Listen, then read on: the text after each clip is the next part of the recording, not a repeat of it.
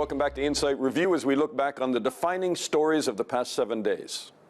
Since the beginning of the year, barely has a week gone by when a story about Donald Trump hasn't featured on Insight Review, and today's program is no exception. This week, the world got a first peek at one of the billionaire businessman's leaked tax returns, while the president's second attempt at a travel ban was blocked by a federal judge in Hawaii. And of course, there was a raft of new bills introduced to Congress, including one which plans to terminate the Environmental Protection Agency. Here is President Donald Trump's response to this week's travel ban order being blocked for a second time. But let me give you the bad, the sad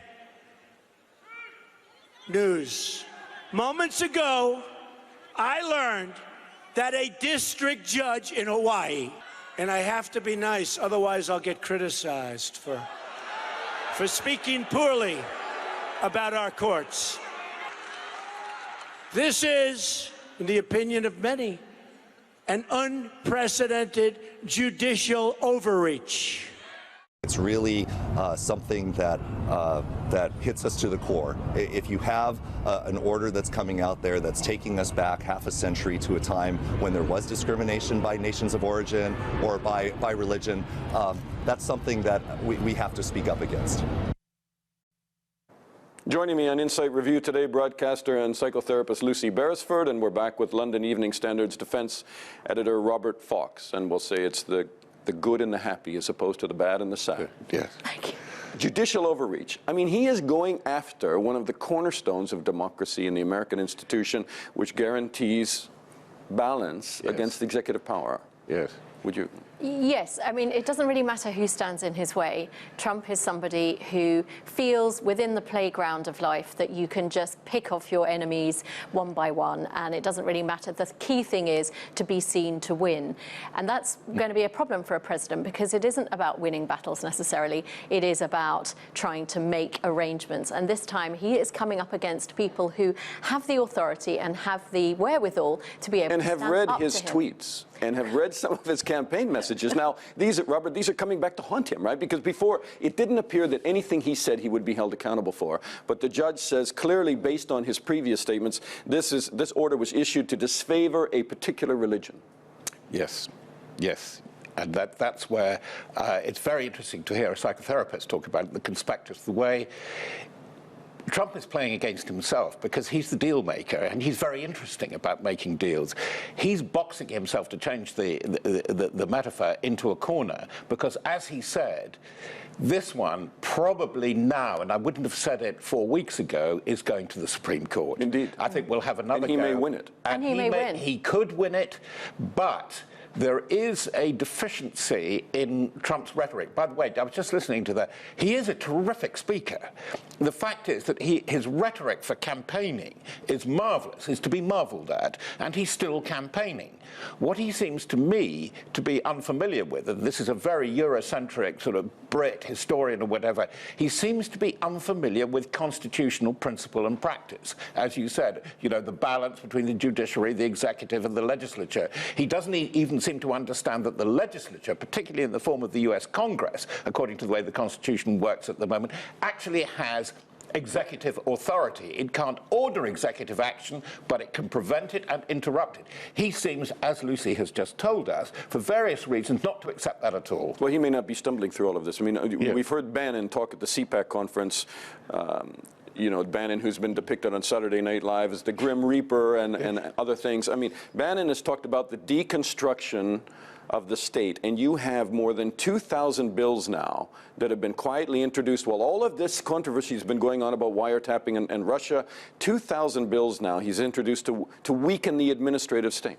Yes, because the main platform that he stood on was that there was an elite and that we needed to dismantle it. We need to drain the swamp. Which is the essence of contemporary populism. Part of it is not only a charismatic leader, movements rather than parties, but it's also that the counterparty is the elite, whatever on earth that may mean. But I suppose I would be regarded by Donald J. Trump as a leader. Oxbridge, privately educated, you name it.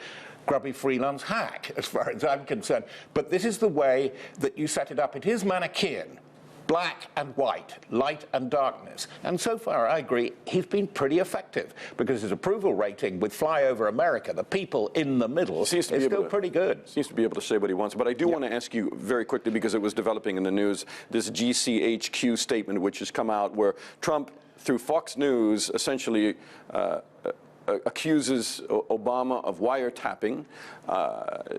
One of the commentators on Fox News says that it wasn't the CIA, it wasn't Homeland Security, whoever, it wasn't the FBI, it was GCHQ. And you have this incredible statement from the GCHQ, which you tell me, do they often come up with this where they say, utterly ridiculous? This is the new culture in GCHQ and the intelligence services in the UK.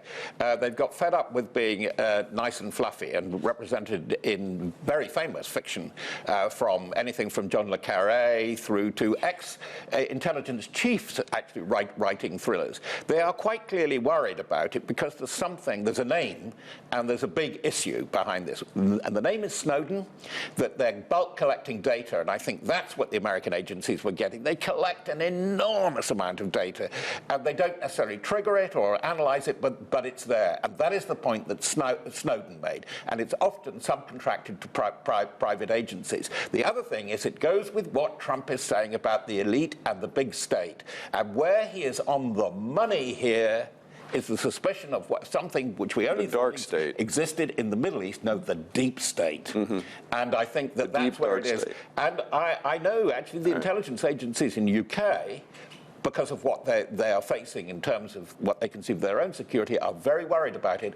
Hence your, I think, probably not entirely well-judged response from GCHQ about this. But do they not have any alternative? They probably, now, as you said, this is the way that politics is being done now. Somebody makes a statement in a very kind of Twitter-like way, and the lack of impulse control requires that everybody is seen to respond to that. It's no longer wise to sit there in silence. Great question. I'm not going to give Robert time to answer it, though, because we've got to move on to the next section. But finally this week, the European Union has ruled that employers had the right to ban wearing of religious symbols, including headscarves, in the workplace. Human rights groups say the decision could lead to increased discrimination against Muslim women. Here is TRT World's Sarah Firth.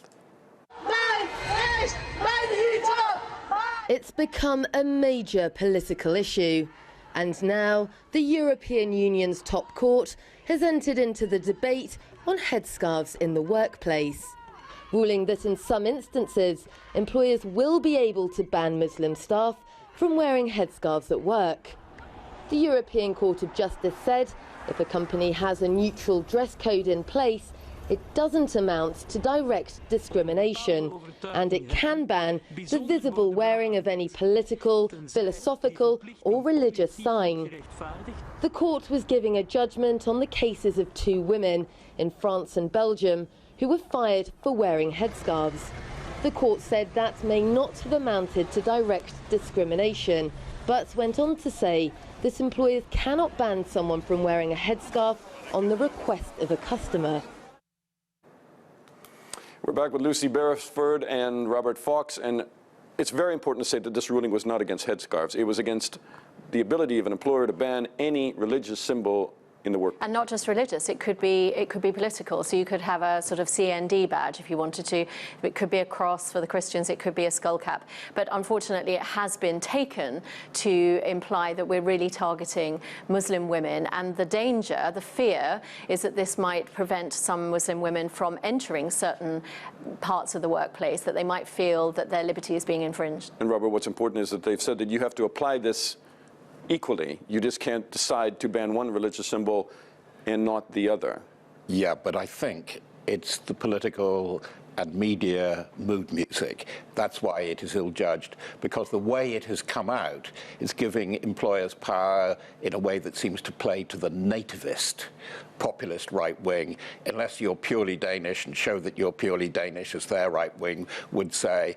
I think it's ill-judged because it's ungenerous and illiberal. They could have been more flexible, but I don't think that it's rather a strange court anyway. Robert Fox, Lucy Beresford, thank you both for your insight today. We end with our Insight Bite, a little something that we feel that you should know.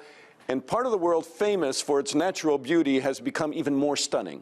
Preservation Day in Tasmania in Australia was lit up by an aquatic natural wonder, which is being called the underwater northern lights. The bioluminescence was caused when billions of single-celled algae or plant plankton were disturbed by the current, leading them to illuminate the waters around them. Though it's not easy to predict when these dazzling blue lights will return, it's hoped that their presence on the shoreline may help to boost tourism to the bay. That's all for now. I'm Dana Lewis, and that was Inside.